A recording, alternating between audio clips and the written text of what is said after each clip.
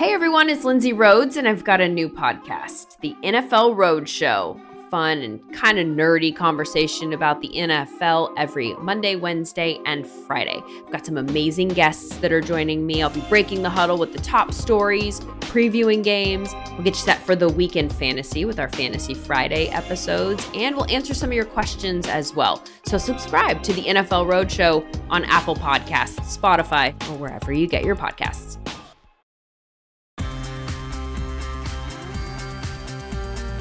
What is up, Hardwood Knocks listeners? I am Dan Favale coming at you without my co-host Adam Cromwell today. We are going to keep our Team Look Ahead train on the roll, and I'm super excited, as ever, to be joined by two GOATs. Yes, that is correct, two GOATs. We begin with the Indiana Pacers, and who else was I going to bring on other than Caitlin Cooper, who covers the team for Indy Cornrows. She is one of the best basketball writers out there. Just her ability to see and think the game and then communicate that into words with an actual voice. One of my favorite writers out there. You should follow her on Twitter if you are not already, at C2_Cooper, spelled exactly as it sounds. We then go into the New York Knicks with Seth Rosenthal, who is one of my favorite writers, although he does not write anymore for Posting and Toasting. He's at SB Nation, one of the creatives and minds behind Secret Base. You should check them out. Follow him on Twitter if you're not already, at Seth_Rosenthal. That's at SETH_ROSENTHAL. Had a great conversation with him. It was nice to talk with another Knicks fan. It was very cathartic. I, as I say on the pod, am a deadingly disenchanted Knicks fan, but there's a lot of optimism in that podcast, so be sure to check it out. As ever, though, please, pretty please remember to rate, review, and subscribe to this podcast wherever you consume your podcasts. Make sure you're downloading every episode. If you have done all those things, take people's phones, or tell them. You shouldn't be taking people's phones or be close enough to do that. So tell them to go to Hardwood Knocks on iTunes and subscribe and throw us that 5-star rating and review. We, of course, want subscriptions and downloads from wherever else you are getting your podcast, but iTunes, whether you use it or not, head over there, juice those numbers. It helps us out a ton. Without further delay, though, let's go into the weeds with the Indiana Pacers with Caitlin Cooper from Indy Cornrows. And then let's go talk some New York Knicks with SB Nation's Secret Base's Seth Rosenthal. Caitlin, welcome back to the Hardwood Knocks podcast. I was looking through the meetings that I've had like over the past few months because I felt like we talked semi-recently, that it also felt like it was really long ago, and it was more so really long ago. And I think that just proves that I have no concept of time anymore. So how are you doing? I'm doing well. Yeah, I mean, it does feel like I remember talking to you, but I think when was it? Last March? It was. I think April. It was April. And when I was doing these team look-aheads, I was trying to do like teams that I didn't really spend too much time on over the offseason. And I was like, oh, well, the Pacers I kind of just talked about, like having a singular pod for them. And then it's like, April really wasn't that, close to where we are now, which is almost Christmas. Yeah, and a lot has changed. I feel like I've written about like 3 different Pacers teams in the last 12 months. So without their new roster, content. like really changing. Yes. A team without Oladipo, a team with Oladipo, a team without Sabonis, and now a team with a completely different system. So lots of changes to keep track of. So I know it's been, and I'll confess at the top, I have not watched basically any of the Pacers preseason. Have you taken away like any major impressions of what they're going to look like during, and you've written a lot about it, but now that you've seen even more, we're seeing actual live gameplay, have you taken away anything about how they're going to play under Bjorkgren just moving forward into this season, and how different that's going to be compared to how they were playing under Nate McMillan in years past? Right. So the big one is the shot profile. Like without even having watched them, you could probably see if you looked at the box scores, they took over 43s in all 3 of those games, which last year they did that twice in 72 games. Yeah. Once against Toronto and once against Milwaukee, which makes sense because those are 2 teams that give up a lot of threes by how their defenses are set. So that's what's going to jump off the page the most, is that they're taking a much more modern shot profile. I mean, even in the one game against Philly, the third one, I made a joke because Malcolm Brogdon came off a screen and was like into a 15-footer and had tons of space, even with Ben Simmons to recover to take the shot, and he self-checked out of it and dribbled out of it. So like, and you'll even notice like guys who wouldn't have taken threes, like you're not like, how much do you see TJ McConnell or Edmund Sumner like spot up for three? There's 1 minute in transition where you see Edmund Sumner like check his feet and make sure that he moves back into the corner so that he can take a three. So that's the big one. But I would say that they really, really, really want to be like a mixture of the Raptors and Bjorkgren's team with the Santa Cruz Warriors when he was in the G League. Their defensive system mirrors that G League team quite a bit. And then if people follow me on my timeline, like they've run probably 5 or 6 different Raptor sets, lots of different Raptor concepts, which now make me wonder like how much of that was like some of Bjorkgren's brain power up there that he's now, or, you know, maybe he just is borrowing it from Nick Nurse. Either way, a lot of crossover there. The defensive system, which I'm sure we'll get into later, but you're going to see a lot of ball pressure from this team, picking up full court, picking up 3/4 court. And I mean, at the very least, they're typically picking up at half court. So that's a big difference from their conservative system a year ago. And then like they're still running a lot, like kickstarting a lot of their plays with pick and roll and double drags. Like you're going to see a lot of that, but they're getting more of their shots from spot ups and transition. So it's not like a one and done play out of the pick and roll where Sabonis or Myles are shooting directly out of it, or the ball handler is. The ball's moving around a little bit more. I mean, the best example I could give of that is when training camp was happening, Pacers Sports and Entertainment shared some clips out of there. And I was like, oh, that set looks really familiar. They were only showing like half the court, and it was something that the Pelicans used to run with Anthony Davis and DeMarcus Cousins. And basically it's a double drag connected to a stagger connected to another stagger. So instead of just coming off a pick, you're getting 6 screens out of it with shooters just, you know, kind of swirling around the perimeter. So a lot more movement, a lot more passing, and a lot more emphasis on the three is what I would say are the biggest changes with Bjorkgren by comparison to old Nate. Having looked at the numbers, is the transition like bump, is that something that you expect to stick? Because again, I know we're dealing with a 3-game sample size here, but it was when I checked on Sunday night, they were 21.2%, I think, of their possessions were coming in transition, and they were at 13.5% last year, which seems like a pretty big jump. Sure. I mean, and I think some of that has to do with preseason. Right. I mean, let's be honest, not everybody's always insanely motivated to be guarding in a preseason game, but that was the most unifying quality. Like when I was writing my profile on Bjorkgren right around the time when he got hired, they kept saying that the front runner was Chris Finch, so I didn't think I was going to need all the research that I had done on Bjorkgren, so I kind of pulled the plug on it. But I had watched all of his G League teams, at least some games from every team, and the one thing that you could tell across all of them was that they were all top 5 in pace, and you could see that there was an emphasis. And certainly in Santa Cruz, that team was the worst offensive team that year, but the number 1 defensive team. So it was really important for them to be pressuring up on the ball and forcing turnovers and getting transition opportunities that way, which is what you're seeing from the Pacers in the 3 preseason games. So I don't think it might not stick to the level that it is right now, because I think generally pace tapers off from preseason to regular season, but I think that will be a fixture of what you can expect from them, because that appears to be what their base defense is. So when you're talking about the stylistic or functional differences of this Pacers team, how they want to play compared to last year's, I feel like it ends up impacting like a ton of guys a bunch. But is there one, and I know you just wrote the piece about Sabonis, so I'm wondering if it's him, is there a player in particular that you think ends up being most impacted by the way that the Pacers are looking to play under Bjorkgren?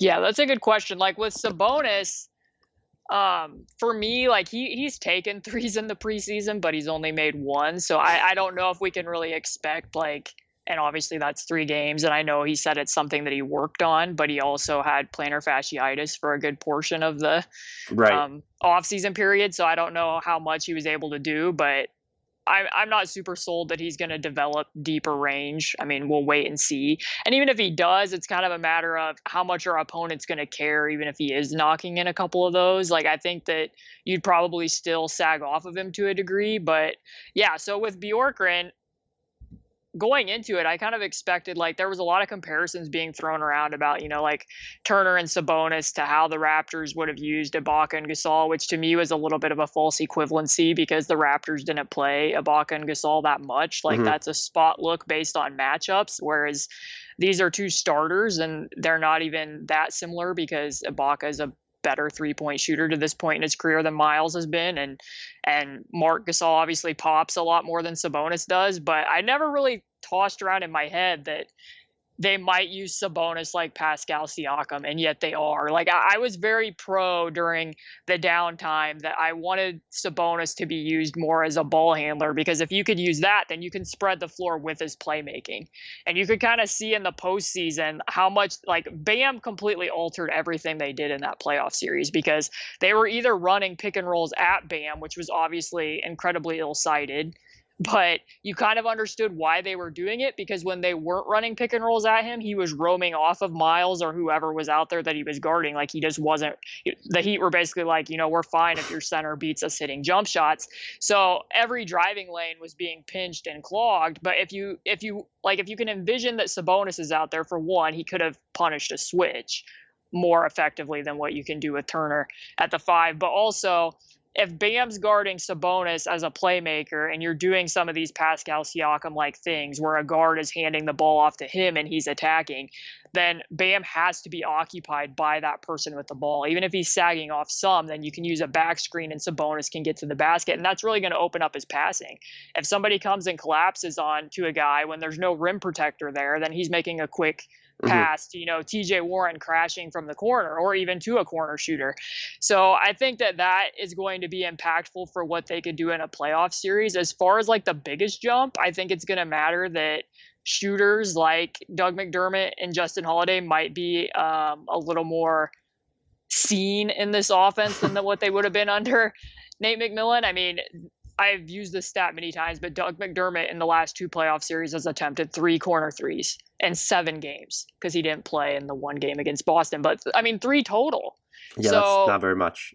Yeah, I mean, that's not what you're paying him to be as a floor spacer. I mean, granted, like, he's going to get somewhat dusted off the floor by switches on both ends. So, like, I'm not expecting a ton there, but you need to be able to get high quality shots, and they haven't really been able to do that. But right away out of this, you're seeing, like, for both, a Doug McDermott and a Myles Turner, they've already run ATOs specifically to get those guys shots with pin-in screens, whether it's at the sideline or at the top of the key. So I think that both of them have a chance to be better established from the 3-point line in this system than what they were the last several years. And so you would paint yourself, I guess, skeptical that Sabonis will have, like, I don't even know what the word would be, like, sustainable range, or that becomes like a fairly frequent part of his game, taking above the break threes? I mean, I think that they want him to take some of them, and certainly would become a more complete player. I mean, like, you look at Jokic, it definitely made him a more complete player in that series against the Clippers, that he could step out there and hit a 3 when Zubac was guarding him. I think that they'll have him taking them. I just question if he's going to be able to make enough of them that in a playoff series that people would really care. But then maybe, if he's hitting those wide open ones, it adjusts some. But I mean, you saw that with Myles in the playoffs that I mean, and he's a much better shooter than Sabonis is. And there were just so many times where the Heat just didn't care, but we'll see. Is there, like, I feel like there weren't any, like, updates on his, like, plantar fascia injury really before the season. Is that, like, still an issue? Like, is he just fine after that? I mean, there really weren't that many updates, period, if we're being honest. Yeah, they said, I remember Kevin Pritchard gave an interview, and it was interesting because Sabonis actually wanted to play in the November qualifying window for Lithuania. Like, the Pacers had received a letter from the Lithuanian Basketball Federation, which, by the way, is headed by his dad, telling them that he wanted to play, which seemed like a pretty good indicator of, like, oh, he must be healthy. Well, that was before they knew the season was going to start and that training camp was going to open on December 1st. But it was kind of interesting. Like, well, it would be a safe environment because they had a bubble situation over there in FIBA, and if he, like, wanted to work his way back. But that was, like, my first indicator that, well, he must be doing decently. And then when they asked about it, they said that they're still going to have to, like, they'll watch him and make sure that they weren't, like, overtaxing him during training camp. But I mean, he hasn't really shown any signs to me in the 3 games that he has any limitations. But apparently it's contagious because TJ Warren now Yeah. is still nursing plantar fasciitis as well. So how has Oladipo looked? The numbers, it's preseason, so I tend not to really care, but they're not great. And I think more to the point, I was tended to be more optimistic on him after watching whatever it was 13 games before the league went on stoppage. And then the bubble happened, and it felt like he was further away from his former self, and that he looked even more like it felt like there were times in Pacers games where he was actively detrimental. It felt like he was hijacking possessions. And so my twofold question is, how has he looked, and are you more optimistic leading into what he's going to look like or the player he's going to be in the middle of the season? And then if he can't get back to that player, do you have confidence that he can exist within kind of the larger dynamic of how this team wants to play on offense? yeah, I mean, there's so much murkiness with him. The very last game before the hiatus, when the Pacers played the Celtics, he had flashes. Then in the last playoff game against the Heat, he showed a little bit more, I thought, and then in the last preseason game as well. But what you notice, all 3 of those games have something in common, which is it was aided by him having some hot shooting, which I don't know is sustainable for him game in and game out. And the other thing that all 3 games had in common is that his defender was ducking under the picks. And like, that's what opponents are doing a lot. Like Danny Green, I don't know what was going on in that last preseason game, but he was like dying on every screen. Like, I just don't know how much motivation the Sixers had necessarily, but I mean, it's important that Oladipo can hit those looks so that opponents aren't continuing to do that, because last year, during the regular season, I looked up on Synergy that opponents were ducking under on 19% of the screens that he had the ball on. And then obviously he's already having trouble getting into the paint. So then if he's seeing that extra defender, it's not really helping matters. But like, you'll still see that like his go-to move, he gets a switch, he wants to retreat, dribble a few times, and then, attack with his speed. Like, that's what was really special about him. For some of those games, clear back in 2017-18 when he was in the series against Cleveland. And still now, it's like his breaks just aren't necessarily there. Like, he had one of those moments against Philly, and it's like he just can't stop to use that as a springboard like he would have before. And for some reason, his handle has just gotten like really messy. Like, he makes some of the fanciest passes now, like a lot of flashy passes to Sabonis, but then like 2 minutes later, it's like the paint is lava. And when he gets in there, he just like loses control of the ball, especially with his left to right cross. And I don't know if that's impacted by some mental or physical with regard to the injury, but there's not a lot of reason for me to, even though you can see that like his ideal self, like he's great freewheeling in the pick and roll, like that's where he's going to be good. But when you watch what he's doing, it's like there's not a strong argument for him to be doing that in place of Malcolm Brogdon, or not, taking a lot of those possessions from Brogdon at this point, which creates kind of an interesting dynamic between the two of them, because obviously Brogdon in Milwaukee thrived having more spot up opportunities. Yep. And some of that will just come naturally in what type of offense Bjorkgren's running, like that he can come off a double drag, relocate, and then get a spot up shot. But if Oladipo isn't sharp and being able to make, which he did have one really nice pass where he just out of the flow dribble with the left hand made a hook pass back over his shoulder to Brogdon at the slot. And it was like, oh, that's showing me something. But like, if he can't hit those on time and on target, then Brogdon's getting more contested threes. He's not going to get as many opportunities away from the ball. But, maybe some of that corrects itself, because Brogdon did say that he put in a lot of work on off the dribble threes during the offseason. And you've seen some of those returns here in the first 3 games, especially going to his left. So maybe it's not as big of a deal, but it does make their fit a little more awkward for sure. For Brogdon, is it like, it sounds like you would be optimistic then that he has just a much more efficient year. I mean, one, he was banged up. He had like just a bunch of different injuries last year. And then, as you kind of just hinted at, his shot profile just changed a great deal. When you look at just the discrepancy from what he went on, catch and shoot threes to pull up threes, like just night and day from what they were in Milwaukee. He did, however, shoot 32.3% on wide open threes. So is there like any cause for concern there? Or as you just mentioned, do you just think that he's going to, one, he's healthier, and then 2, there's just going to be, even if Oladipo isn't able to open up Brogdon's game for him, that he's just going to get better opportunities within the flow of, one, a different offense, but I think you could also argue a healthier offense too. Yeah. I mean, I think last December he dislocated and like I believe partially tore a tendon in his finger, and that's when you really started seeing a dip in the shooting. And then in February it just kind of seemed like he was generally like his body was just wearing down. There was moments where he looked kind of brittle, and you do have to wonder because I mean a couple crazy stats like in that playoff series against the Heat. In the first round, nobody had the only player that had a higher time of possession in the first round of the playoffs was Luka Doncic, then Brogdon. Like, that's insane all on its own. Yeah. And then the only player who averaged more passes per game in the first round of the playoffs was Jokic.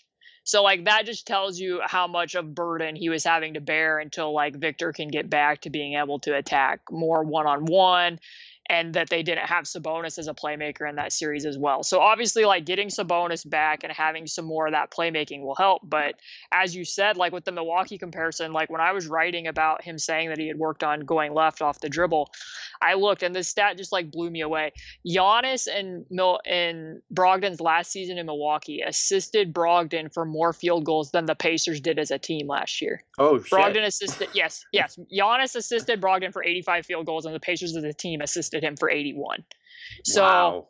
Yeah, I think that the offense, I think he has a chance. Like, he's still running. Like, I think his pick and roll percentage in the playoffs, or his frequency, was still over 30%. But I think for the season last year, it was up over 40. So, obviously, it's less.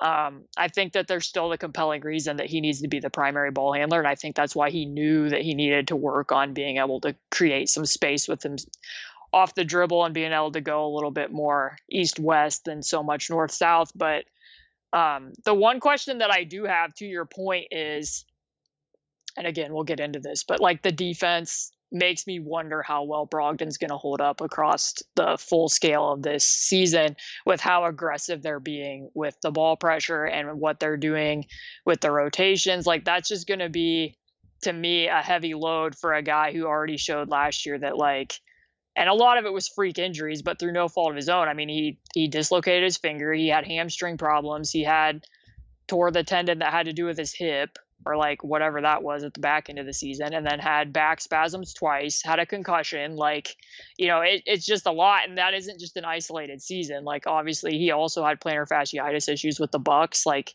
I don't know that pressuring the ball to this level is something that's going to be great for him offensively, but we'll see as the season goes on. Maybe the conditioning helps, and we'll see. Yeah, he's been, I don't know if low-key is the right word. Maybe it just feels like a zillion years since he was with the Bucks, given how 2020 went.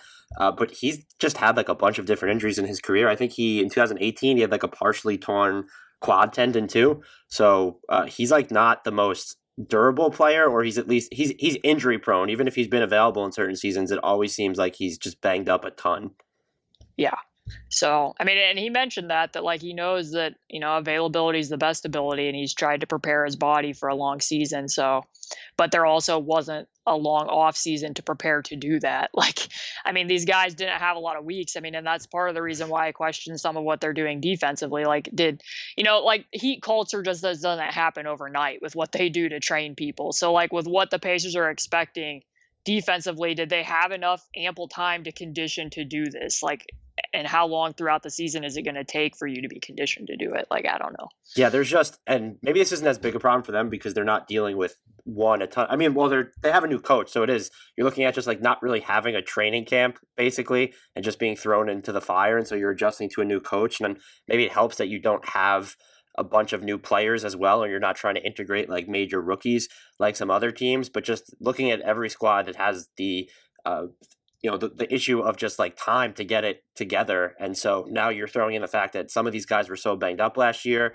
Oladipo really barely played last season. Brogdon was so banged up. It's like, do they actually have enough? Like, how long is it going to take their conditioning to get up to snuff, given that the regular season is basically starting?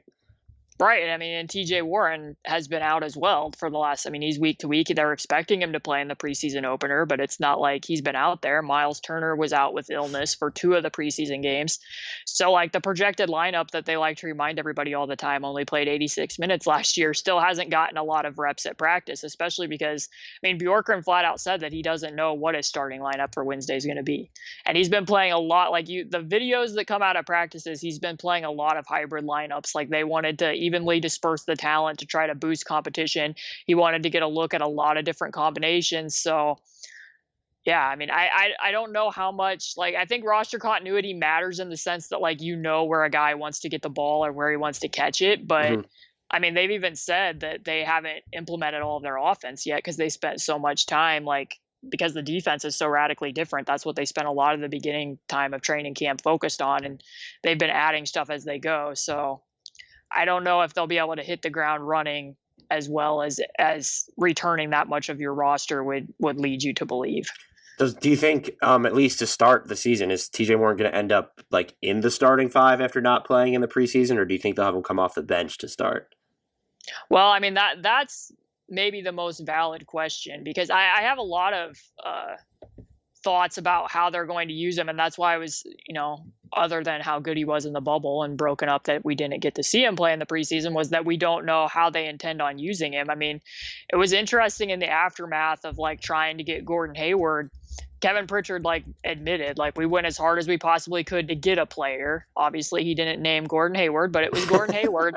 And then in the same breath later on, he's saying how much TJ Warren thrived playing at the 4 in Orlando, which was evident that he did. Like there was a lot of benefits to that. But then he's also saying that Turner and Sabonis are complementary and that Goga needs to get developmental minutes. I'm like, these 5 things can't all be true at the same time. So it is going to be interesting to see. I mean, obviously, I think once TJ Warren is healthy and his foot allows, he needs to be a starter.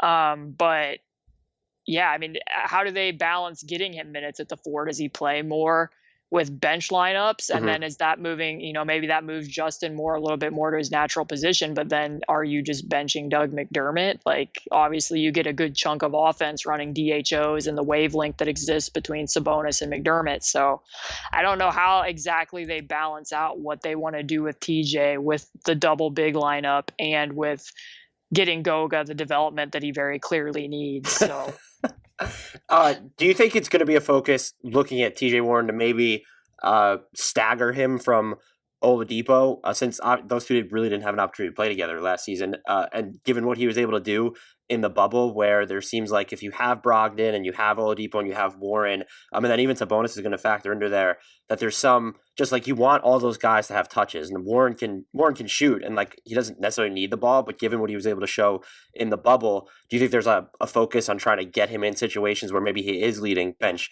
heavy units, or is that going to be more of a focus to do with Sabonis because that naturally helps staggers the dual big partnership of he and Turner? right. So I mean, I think we'll still see Sabonis as the through line between both units because he logged minutes with the bench in the 3 preseason games. But as you say, TJ wasn't there. Yeah, a lot of in the seeding games, a lot of the attention was put on the fact that TJ was taking 7 threes per game, which was great, like eliminating. Not that I don't hate that he has the mid-range game. I think that's great for when opponents leverage him into needing the mid-range game, but I thought it was important for him to expand his game out, and he said that Nate McMillan encouraged him to do that, and he did. But it didn't get as much attention that he was doing so much more on ball. Like normally he's a guy moving like left to right off of, curl cuts or, fading off a cut and then going to work in mid range from there. But when they were in the bubble, he was running some pick and rolls. He was taking pull up threes. He was beating 4s up the floor in transition. They were running some 4-5 pick and roll, coming off Iverson cuts and going into isolations, dabbling in the mid post. Like there was just a lot more versatility to his scoring arsenal. And yeah, does that maintain if you're out there at the same time as Oladipo and Brogdon? The minutes when Oladipo played with the bench in the bubble were not very good. Like I think that they were like -10 when Oladipo was out there without Warren, but also like Oladipo just wasn't ready to be a top option, and that was pretty clear. I don't think that you'll see a lot of minutes where Oladipo is playing with the bench, but because they want TJ to get some minutes at the 4, I could see there being cases where TJ's out there, like let's say Sabonis goes to the bench earlier in the game so that he can come back in with the bench. I think you'll see that window where TJ maybe plays at the 4 with Myles, depending upon how they see those two bigs. I mean, like I said, I find it kind of interesting that a lot of the interviews that Bjorkgren's given, like he'll say, well, absolutely they can play together, but then he'll like later on be like, well, when they're out there together at times, like it leads you to believe that they're going to be staggered quite a bit, which opens up a whole nother can of worms. But I think you might see minutes when Warren is separate from Oladipo, but it will more likely be Warren playing with a hybrid unit and Oladipo playing more with other starters, if that makes sense. No, that makes just sense. Based on what we saw. So what are your expectations for how Myles Turner is going to, one, be used, and two, fare under Nate Bjorkgren? And look, I mean, you know that like I can't quit Myles Turner. Like I'm obsessed with Myles Turner. I think he can be so good, and I don't know if this is an oversimplification, but based off one stuff that you've wrote, and then when you watch Turner, could this just be simplified down to like, hey, he needs to take, I guess, smarter shots and stand in smarter spots, and it feels like that would just unleash like his offensive game specifically. I just honestly can't believe that we've reached the point where the Celtics weren't intrigued enough by Turner, McDermott, and a first for Gordon Hayward. Like wrap my head around that. Like, you would rather have Tristan Thompson at $9+ million than have Myles Turner at his price point, which I still just view as good. And I feel like the general perception of Myles Turner, at least nationally, has just dipped so much. And I kind of get it, but is it fair to be so low on Turner's outlook? Right. I mean, it's hard, and like everything that comes out of Boston, I always feels kind of hard to read through whenever they're involved in trade talks. I mean, it didn't really seem to me like stuff that you read from various reporters out there that the Celtics were all that concerned with upgrading their center position. Like, I think that they valued their off the dribble and attack and their versatility there more. Like, I think they're going to miss Gordon Hayward. But I mean, if they wanted it because they wanted somebody who could rebound or fit into a switching scheme or provide a little bit more physicality, then I can kind of see why you would pay Tristan Thompson at like the mid-level money versus committing $18 million to Myles. Even though Myles, I think Myles would have made them better. Like I'm not like, I don't think we need to act like Myles Turner is an albatross by any means, but he can be frustrating at times. And I think that some of it gets caught up in like, there seems to be a lot of emphasis on like, let's blame Nate McMillan for all of this. And some of it I think is valid. Like when he's picking and popping, there needed to be like, hey, pop to the 3-point line. But then it becomes, and I mentioned this in the long thing that I wrote about Myles, is it kind of brings up an interesting question about coaching and player development, because whose responsibility is it? Like, do you need to set a higher screen so that he can maintain his footwork pattern and still be able to attempt a three? Or does Myles need to alter his footwork pattern so he can step back behind the 3-point line? Because he's very much a guy who wants to step into his shot when he pops, but yet then they're having him set the screen at the 3-point line. Like, that's not going to be particularly conducive for that. That being said, the times where he's taking a long two and there's nobody forcing him to do that, that needs to go. But I also think there's moments where it has not a lot to do with Nate McMillan, and it has to do with Myles Turner having confidence and actually shooting when the shot is there. Like, you can't be getting a switch against Dallas at the 3-point line and then be going into an awkward dribble handoff and throwing a grenade to TJ McConnell in the corner. Like, we don't need that. Or self-checking out of shots when you're playing Utah and Rudy Gobert's, dropped off of you into the paint. Like, that's the reason you're out there, is to pull this rim protector in space when you're at solo 5.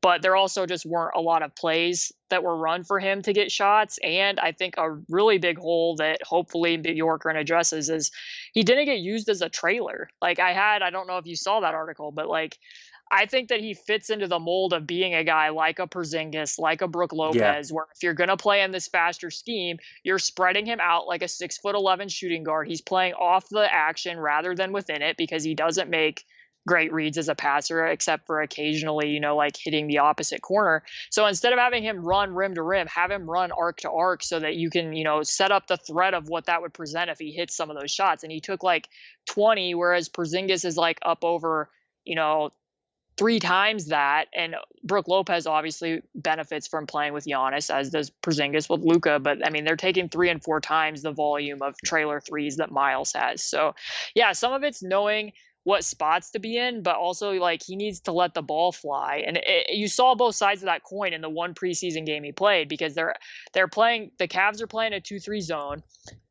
He gets closed out on and he takes a dribble and takes a sidestep 3, and it's like beautiful. He makes it great.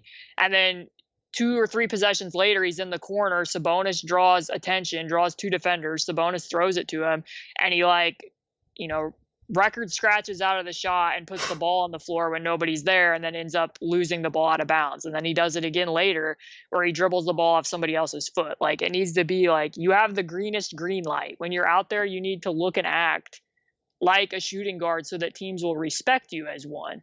Like, because right now, like I said, against the Heat, he had decent individual production, but in part that was because they were fine with him scoring against them. And when he did score, like if he made a corner three, it didn't stop them from, altering their coverage of how they cover the corners. He still was playing in the same way. So, or the Heat was still playing in the same way. So I think it's both sides of the coin. Some of it needs to come from him, and I think that the system will help him. And certainly it makes the roster make more sense. Like right now, the Pacers are just loaded with so many combo guards and centers that if he can provide space and be able to defend a little bit more out on the perimeter, then I think that what they have and the pieces that they have make a lot more sense together than what they did a year ago.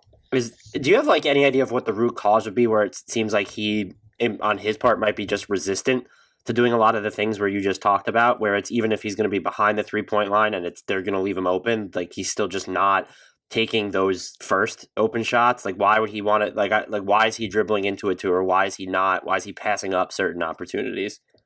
I think some of it's he just doesn't have like a great read of the floor. And like, feel is such a cliche thing, but it applies to him. Like I'm saying, like there were times when Bam wasn't on the floor and Kelly Olynyk's guarding him, and they're playing in a drop, and he has space to pop, but instead he rolls, like takes 2 steps toward the defense and then has to take a step away to get off a clean shot. Like, that's just not reading the pick and roll coverage. I mean, he also averaged more turnovers than assists, and there was nobody in the first round of the playoffs that averaged fewer potential assists on his volume. He averaged 0.5 potential assists on like 45 or 50 passes per game. Like, that's a lot of, offensive resets or passing out of shots. Like, I think he just needs to, maybe look at some of the film, and hopefully Bjorkgren encourages him like, hey, we have confidence in you as a shooter, and even if you miss, keep shooting them.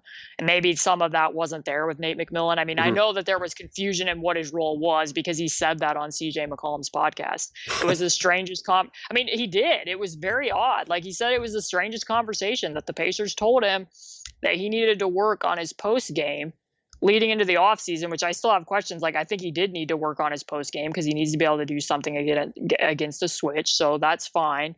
But he's basically like, then I come to training camp and they're wanting me to spread out to the corner and spread. I'm like, why was this like lost in translation between both sides? They knew Sabonis was going to be a starter. So like, and why was that the only thing he could work on? But I mean, he said that they were on 2 separate pages for a good half of the season last year. So maybe that plays into part of it. And maybe now that he hopefully knows what his role is, but there also is some awkwardness of knowing that your team would have traded you if Boston would have wanted him. Like, let's be honest. I mean, that's what the reporting sounds like to me. Like, if Boston would have been willing to take Myles Turner and Doug McDermott in the pick, that he would have been a Celtic right now.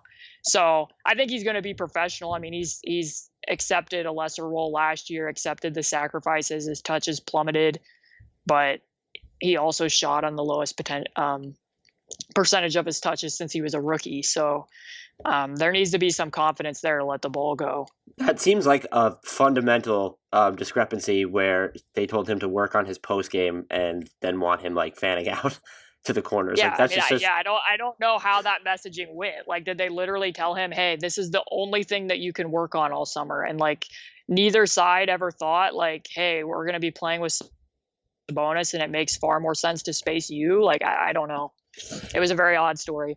Knowing that he was going to start with Sabonis, having him focus on a post game is just bizarre. I asked you this question: if Aaron Holiday would end up like becoming a bigger part of the team than TJ McConnell this year under Bjorkgren, and Holiday averaged more minutes per game last year, but he did start like in half of his appearances because they were so banged up. So how do you see do the Pacers like view them as like 2 different positional players, or how do you see that if everyone's healthy, that sort of secondary guard rotation shaking out for them?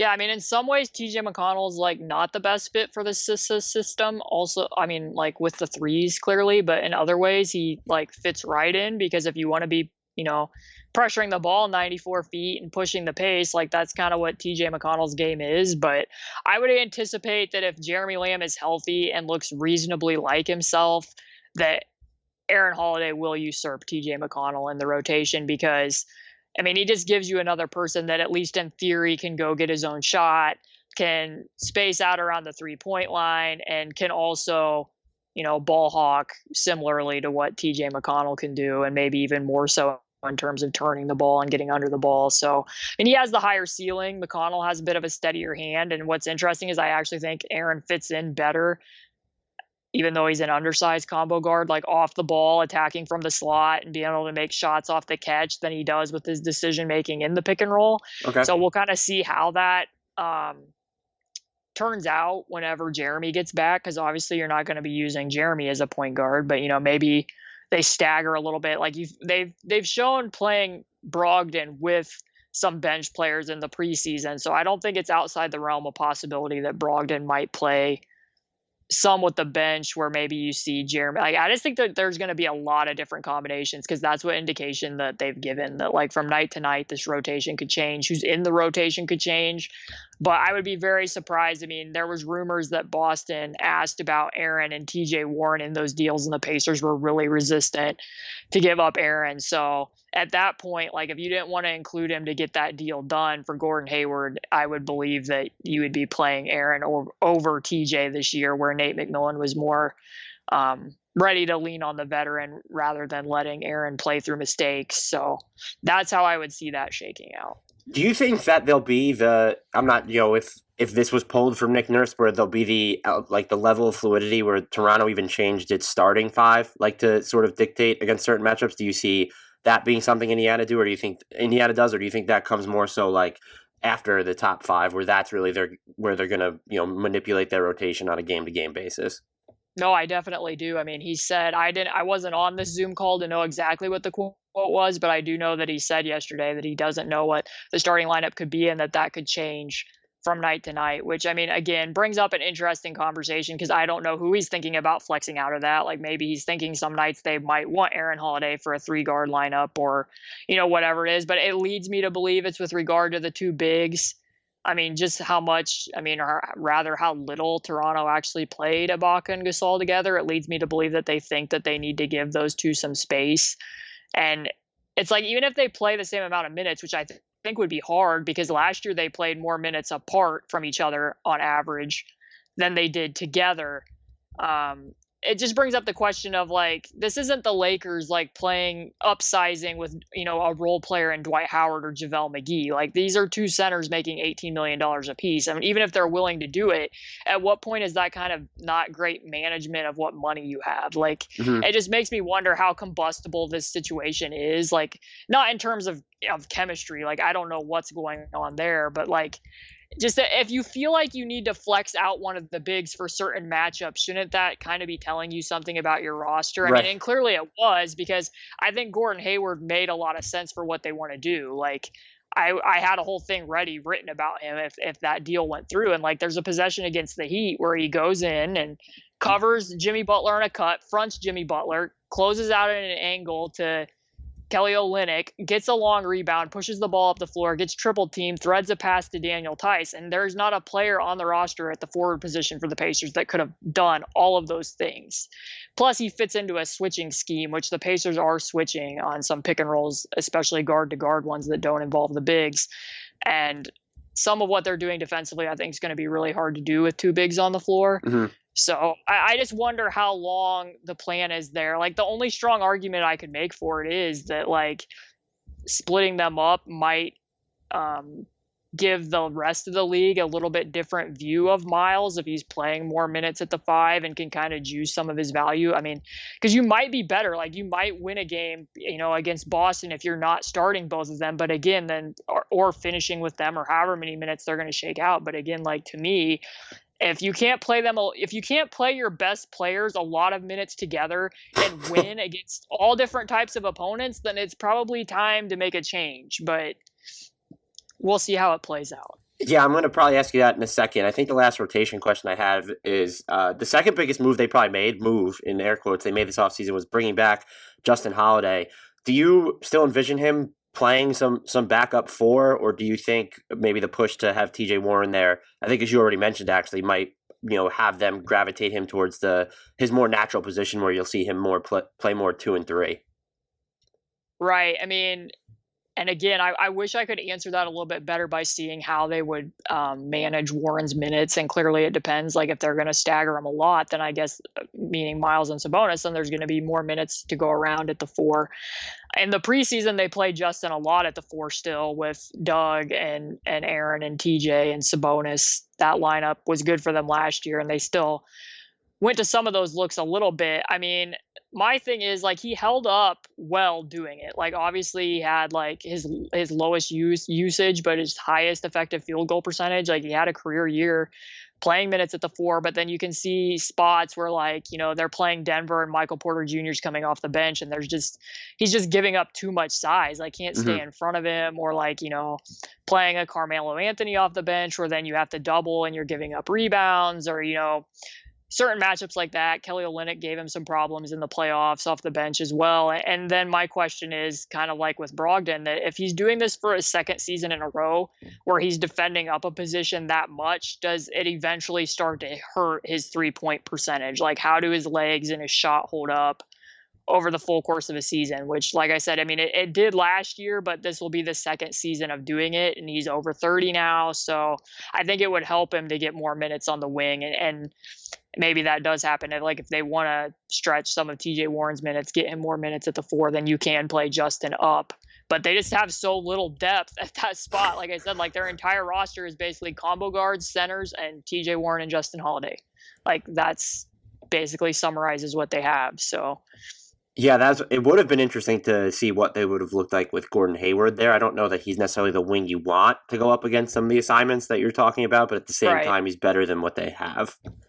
Right, but and I think that they want to do they haven't shown it yet, but Bjorkgren said we want to change defenses, and we want to change defenses frequently.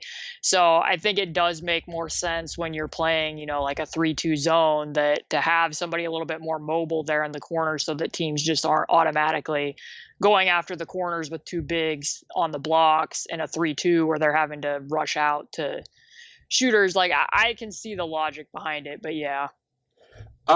So this probably doesn't surprise you, but I have 0 strong opinions on Goga.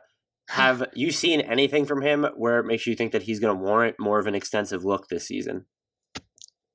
Once again, it's kind of murky because they've revealed that he was dealing with knee soreness for a lot of the year last year, and his minutes were so rare that it was like night and day. Like and obviously, like, yes, the talent level is less than, but when you watched him play the few games he played in the G League versus when he plays for the Pacers, like the level of aggressiveness is so different. Like when he's with the Pacers, a lot of times it feels like the game is happening to him rather than he's like impacting it. And it's the exact opposite when he's played with the Mad Ants. But like even in his debut, he's been out with a sprained ankle. He played against the Sixers and it was fairly rough, like if we're being honest. He rarely makes contact on screens, which sometimes that's okay to open up and create space, but like a lot of times it isn't intentional. And then like they have these staggers, like the play I described earlier, where it's a double drag into a stagger, like that takes a lot of coordination. Like you have to know how far apart to set those screens. You have to be able to move without setting a moving screen. And sometimes he's like literally a foot or 2 feet apart from the first screener. So then it's just operating as one screen. Like he doesn't get to where he needs to be. So like, I think that like, I still believe in the potential of him being a guy that could hit threes, and he has decent passing instincts, but I mean, he was having trouble catching the ball out of the pick and roll the other night, and his defense leaves quite a bit to be desired to this point. And I wonder how much of that, which I mean, maybe plays into a Bjorkgren system. Like a lot of the games that I watched of him in the Euro League, like they were playing a lot of zone and even switching 1 through 5, which the Pacers didn't do basically, I mean, very little of with regards to zone, and really weren't switching their bigs. So like, I think it was a big adjustment for him in drop coverage, and he just like backs up to the stanchion without really slowing down either the roller or the ball handler a lot of the time. But I mean, he needs minutes if he's going to get better. Otherwise, it's just a wasted pick. Like, why take another? Like, I understand the concept of taking the best player available, but if that guy's never going to have the opportunity to play, then what are you really doing there? Like, And maybe they thought that they were going to move either Turner or Sabonis, and maybe they thought Goga would be a little bit more game ready than he was. But I still like him, but he hasn't fully lived up to what I think was the expectation yet. But I don't know how limited he was by the knee injury. So, you used this word already, combustibility. Do you see this roster, despite its treadwater offseason, looking at its personnel that plays, do they have that? Like, is there just this combustibility of not even could they play poorly, but are some of these guys going to be on the move? Just because the Oladipo stuff still looms, even though he denies the rumors. I think I was listening to a podcast a few weeks ago. Jay Michael was on it, where he said that Victor Oladipo is as loyal to the Pacers as his options, or something along the lines of that. And then you still have the lingering question of, can Sabonis and Turner work together? Do you think that, the way that Bjorkgren wants to play simplifies that? Do you think it's not going to move the needle for it? And it comes back to the overarching question of, does this roster have that combustibility where it looks like or where it feels like they might need to make one or two moves where they're moving some of their best players? Right. The Victor situation, it's like, that's a good way of putting it, that with regards to his loyalty and his options, because he's done and said, I think, most of the right things since training camp started.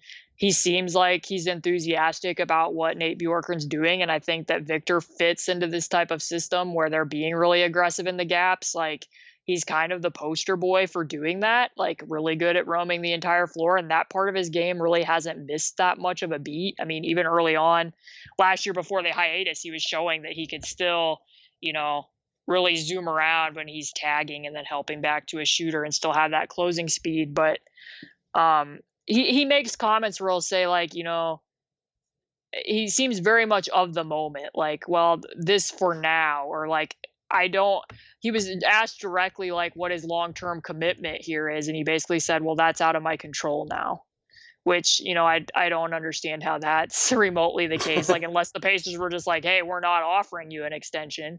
Right. Like, you have some control over it. He allegedly turned down the 4-year 80 offer from last year, so he did have some control. I get that he wants to play for his one big contract, but even then, like, a lot of times, I think, and granted, like, the Pacers clearly aren't the Warriors, but even looking back at Klay Thompson, like, yes, he was leaving his options open and wanted to get paid, but he would also in those sentences be like, if the financials work out, I really want to stay with the Warriors. Like, Victor isn't making those types of comments. Like, he's not saying, like, if the money all works out, I really want to be with the Pacers. Like, I haven't heard him give that convincing of a statement that that's something in the back of his mind. And, the Athletic reported that he wasn't going to entertain extension talks. And so then you have to wonder, like, how committed should the Pacers really be to this cause? Because, like, right now, to me, doesn't look like he's prepared to be a top option. So if he's not going to be willing to sit down at those and take, less money, I'm afraid of the $112 million number without seeing more from him. So I would have guessed that they would be. And to me, I don't really think you can go past the deadline without heavily, like, unless your offers are like having to take back money that you just don't want, or like you're completely uninterested in what's there to offer. I would be a little bit surprised if he's still on the roster a year from now, unless things are, just going swimmingly and he loves the Bjorkgren system so much that suddenly they sit down at the table and can come to some type of an agreement. Like, I just think it's too risky to push that past the deadline. And on the Turner Sabonis front, like I said, with this, if you have to stagger them a lot, then I just don't think that it makes sense. And I think that it could look better. Like, I already like some of the sets that they're running. Like, I'm like, yeah, that'll work better than what they were doing last year, or especially the year before that, when it was just a means of getting Sabonis extra minutes. But I just question what the overall ceiling of it's ever going to be. Like, I just don't think that teams in a playoff situation with exaggerated game plans, I just don't think they're going to be able to space with both of them well enough to make it worthwhile to keep doing it. Like, Yeah. Where it would be the same result. Like, that's kind of where I land on it. But obviously I haven't seen a lot of what they plan to do. I know they still want to implement a lot on both ends of the floor, but That's my thinking. Is the overall answer is yes. I would think at the trade deadline they still have the potential for changes to be made. One of the wrinkles of this too, specifically with Oladipo, is just looking at how much the 2021 free agency class has cratered over the past couple weeks. So, and look, like even Drew Holiday is probably coming off that board. I think the expectation is he'll sign an extension in Milwaukee when he's officially eligible to, following the trade. And so, like, that's just, there are going to be teams. I would hazard maybe not some of the smarter teams, but there are going to be teams with cap space that are probably going to give Oladipo close to the max, unless he just has like an absolutely terrible season, and that's going to have to factor into Indiana's calculus now. Is just the lack of other options for the teams to spend their money. And I'll point towards the Gordon Hayward deal in a cap poor market. He got $120 million over 4 years.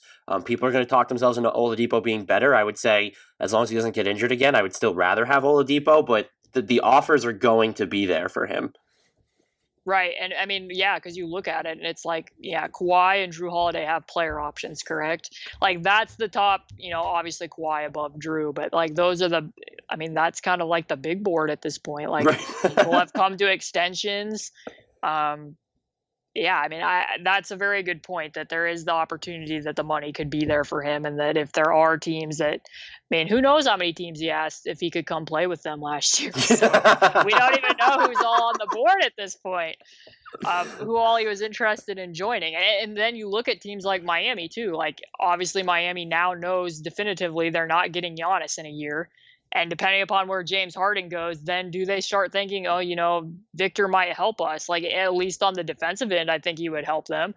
He can still shoot somewhat decently off the catch. And I think that Eric Spoelstra's just really smart with what he does. So maybe Miami does circle back and they're a little bit more interested than they otherwise would have been when they thought that other options were going to be available to them. So what's your biggest concern about this Pacers roster? I know you've mentioned kind of like the lack of true wings. Is that it? Is it something specifically defensively that you're concerned about?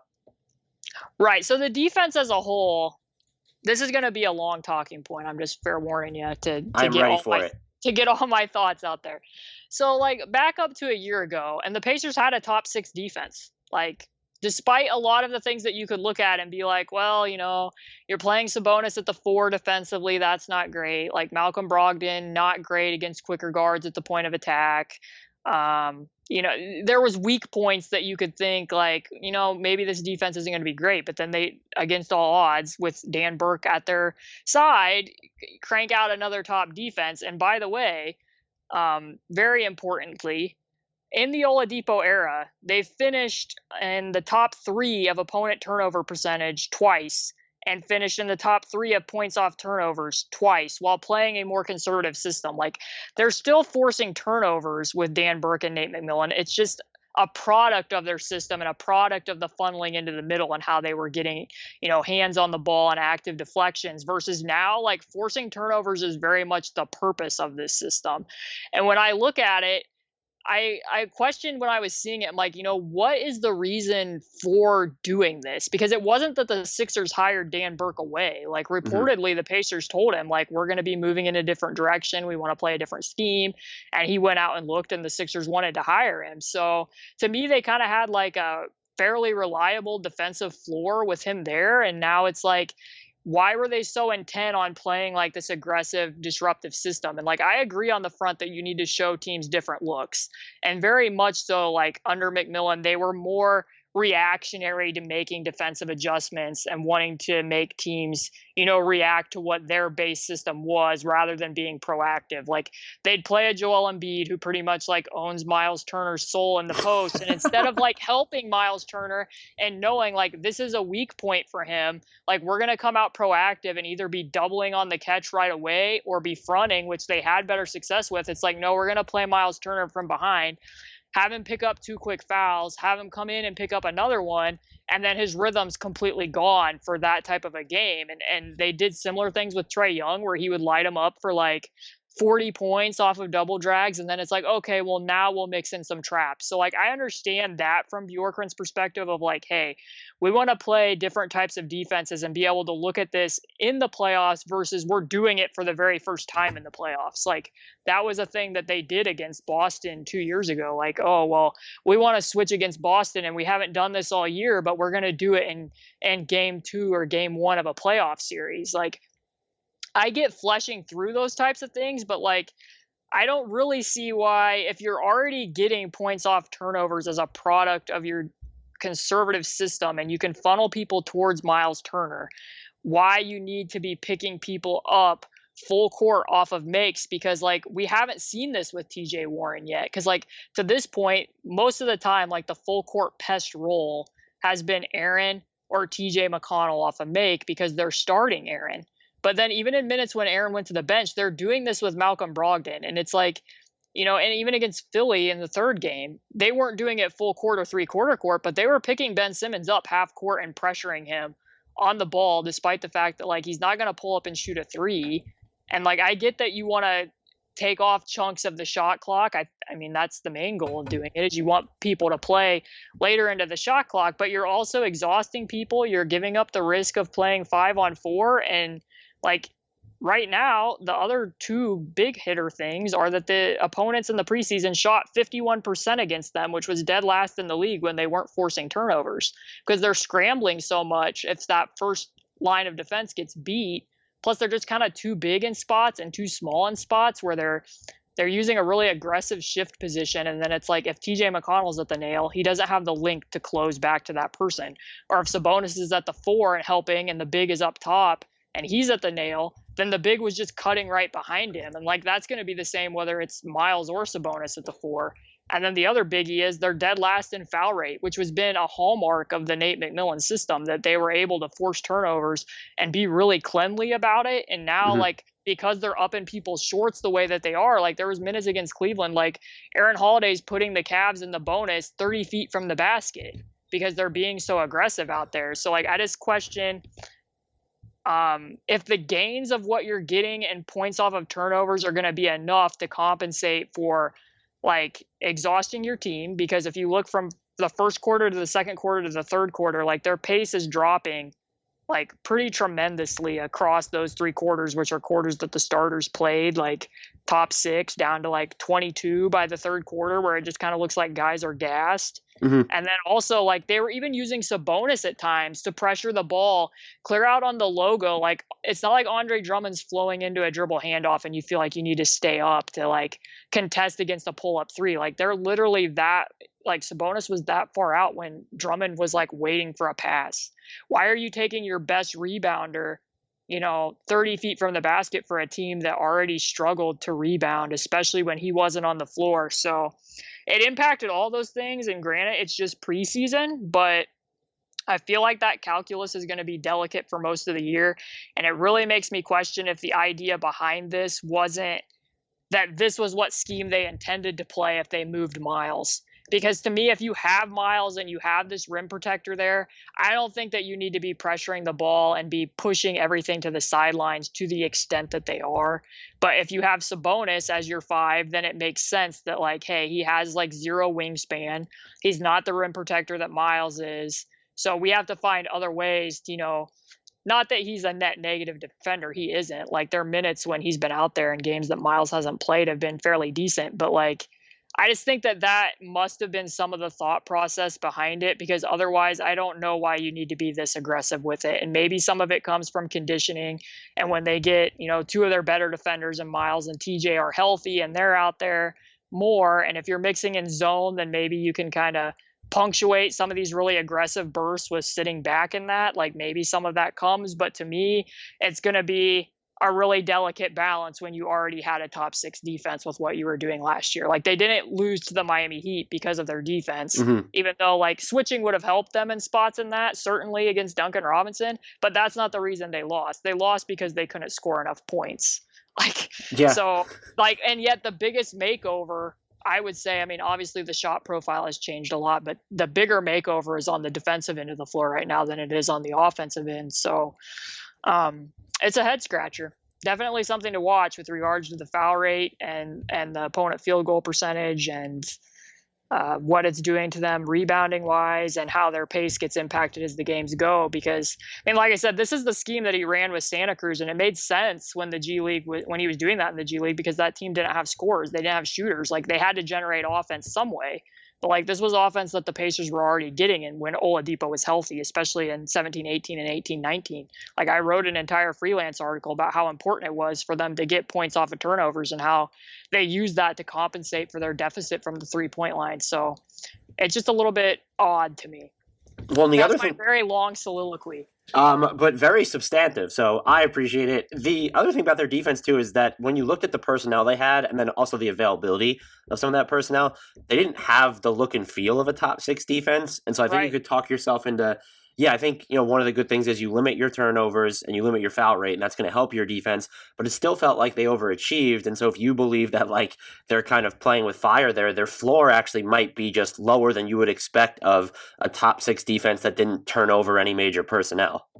Right. I mean, yeah, I think that some of, like I said, their defense was a product of that you're going to have a fairly reliable floor, even though, like, I mean, mid-season, they went on like a 6-game losing streak and the defense looked bad. They came back and they started doing, again, reactionary things where they, they're squaring up side pick and rolls or they're mixing in a little bit of zone here and there. But,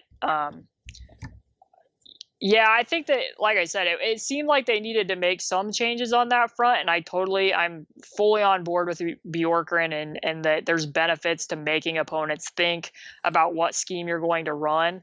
I just don't know that they necessarily have the personnel to be running a kind of Raptors pack line like scheme without having people like Pascal Siakam and OG Anunoby to be that mobile. I mean, the Raptors, I think they gave up like the second most threes, which was a product of their scheme, but they also blocked the most threes of any team in the league. And blocks aren't everything, but that shows you their ability to close out. And I just, like, you can see in some of the 5-on-4 scrambling situations where they're, like I said, too much size or their lack of size could be an issue as the season goes on. But maybe there's trades in place that then later on you're like, hey, I'm glad that they set this defense because, if Sabonis is going to be out there and you're going to have wings, then you can be really aggressive out on the perimeter and it all makes more sense than what it does right now, but remains to be seen. This is a loaded question, especially with how this team is going to play, but do you think they're going to have like a most common closing unit, or can you identify like players that are going to be part of every iteration of the closing units that they're going to throw out there? Right. So, I mean, mid-season last year, I kind of wrote a piece that they didn't have a closing lineup, that they had people that came out and closed for them. They went through a kind of a hot streak where Malcolm Brogdon hit a couple shots and the clutch, but the lineups weren't always the same. Justin played 46% of the team's clutch minutes last year. Some of that was him, like, we don't want Jeremy Lamb on the floor because his defense is kind of leaky, so we're going to play Justin at the 2 and switch some on the perimeter. And then some of it was we don't want to play big, so Justin's coming out there for Myles or Sabonis at the 4. I could see scenarios where they still want to look at that depending upon who's out there on the floor, or even maybe you want to play, like, let's say your opponent's playing a lot of zone and you want to go with a 3-guard lineup and have Aaron out there so that you have 3 ball handlers and somebody can hit a shot off the catch as well. Like, I could see that. But my guess is, like, to me, you need to be closing with your best 5 players, and it needs to be Turner and Sabonis. Like, they need to find a way for that to work. But if for matchup reasons they don't, my guess is it will be a Holiday brother that's making up the 5th spot. Not all 3 Holiday brothers, though. They were so close. Nope. My propaganda didn't work, Dan. I tried hard. My condolences. Hey, look, he's going to be a free agent technically as of now, so maybe it still happens. Is there like a quirkier lineup you're hoping that they try out? Maybe like a not so obvious one that people wouldn't initially think about?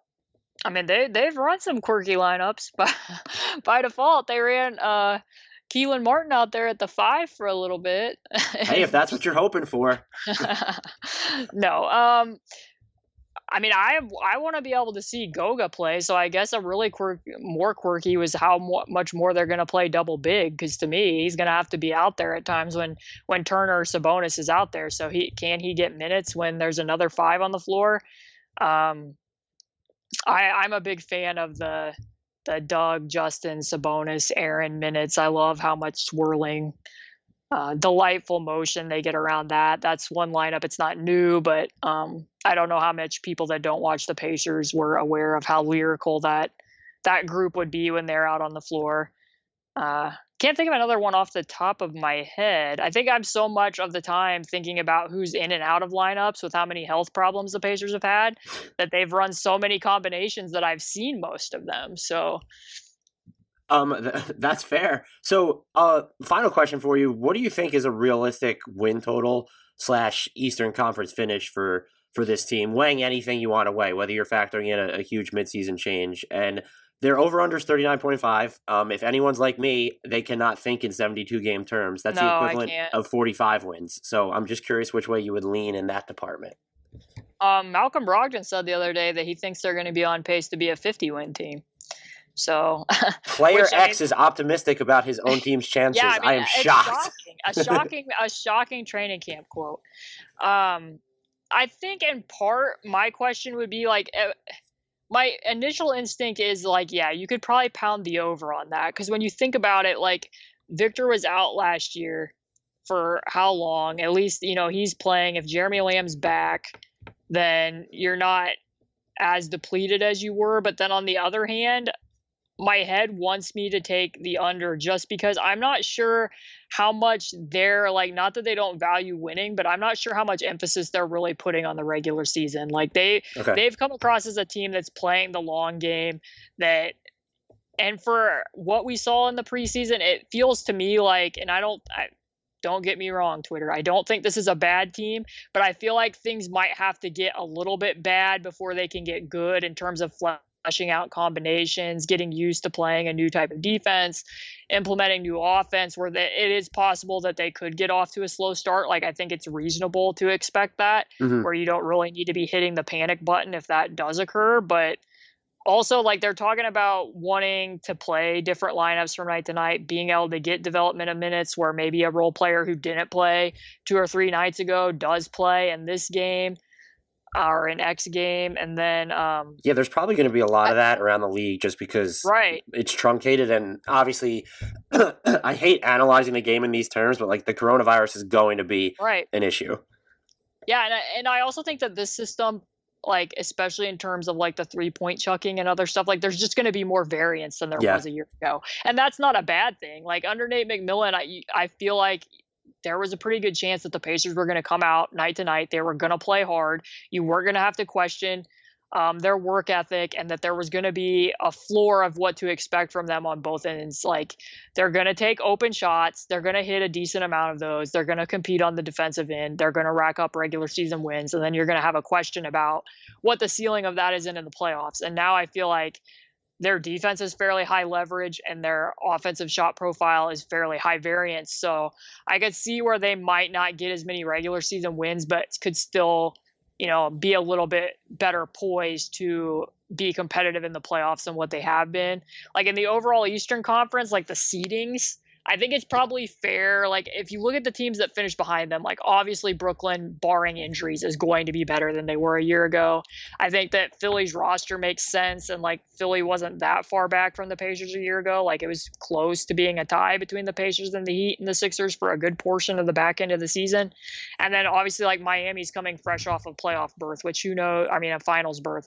So who knows, like, how much they're going to be pushing things in the regular season with the shortened off season. But I think it's reasonable to think that those 3 teams could leapfrog them potentially in the standings from where they were a year ago. And the Pacers are in, 6th or 7th. But I'll put them at 6 just because I think it's possible that some team that we think is going to stay where they were doesn't perform to expectations. Yeah, I went with the under for them. I don't feel confident about any of the picks, but I went with the under for them because I kind of feel like something's going to happen with them midseason. But the best way I could do to compliment them would be that I think they end up being like a firmly entrenched playoff team, or even if they finish 7th and have to go through the play-in motions, like I don't think that's going to, like, I don't think they're in danger of getting bounced from that. And so that's, if you have sort of the the high leverage stuff that they're dealing with, that's not the worst spot to be in. And they're still, look, it's not even just a matter of like trying to fit within the style they're trying to play. It's you have actual like the futures of personnel that you have to hash out. So I still think they're going to be a firm playoff team. They're also like, just based off how they played through all the injuries last year, I know it's a different coach, a different system, but like, I don't want to throw all that out the window. Like this team was able to like navigate those issues. And so there's still that element there. And if maybe they pick up a wing, like make a smaller move at the trade deadline or something, there's a chance that, you could talk me into the Pacers getting to top 4 again. Right. Yeah. I mean, yeah, I definitely do not think they're going to be missing the playoffs. This is a playoff team. It's just a matter of, I think that the East as a whole, while it's still the weaker conference, did get better than there's anarchy, like 1 through 7, basically there. Yeah, I mean, to me, I don't see them falling further than 7th. Like, I don't see one of those other teams bouncing the Pacers out of that spot, but I think it's reasonable for there to be some sliding based on what their priorities are. Is there anything I didn't ask you about that you wanted to discuss? I didn't even ask you about Jeremy Lamb or what you envision his fit or anything, but is there anything that I didn't ask you about that you wanted to discuss before I get you out of here? No, I mean, I got my long defensive soliloquy in there that I'm sure people were ready to, turn us off about. Look, the listeners actually demanded you. We had a comment. I don't believe it. We have a review, and it was not written by either of the hosts of this podcast, so I will say that, or anyone related to us, that said they want more of Caitlin, and then Tara, who comes on to talk about the Blazers. So you were mentioned by name in our reviews. So the audience wants more of Caitlin Cooper, so we need to give them more of Caitlin Cooper. Well, yeah, I mean, I'm glad that my burner network is even extended to your podcast reviews, just following me around to the various podcasts that are willing to let me come on and blabber on them. Please, this is always a blast. I learned so much listening to you talk about hoops. I am envious of the way you're able to both think and write about the game, as I tell you every time you come on here. If you guys are not following Caitlin on Twitter, what the hell are you even doing with your lives anymore? At C2_Cooper, spelled exactly as it sounds. She's a great follow, great writer. Again, the way that she's able to analyze the game beyond compare. Caitlin, thank you so much for this. You gave me way more of your time than I was expecting to take from you, so I cannot thank you enough. And I think, as you know by now, I will be pestering you again in the future. Oh, I look forward to it. Hopefully, like, on good circumstances, too. Hopefully it's like the Pacers are exceeding expectations, and we can talk about that. Yeah, maybe their defense is not, cratering. Yeah, I mean, that will be a fun article for me. Like, if this all works out and they're like dominating with it, that will be fun later on in the season.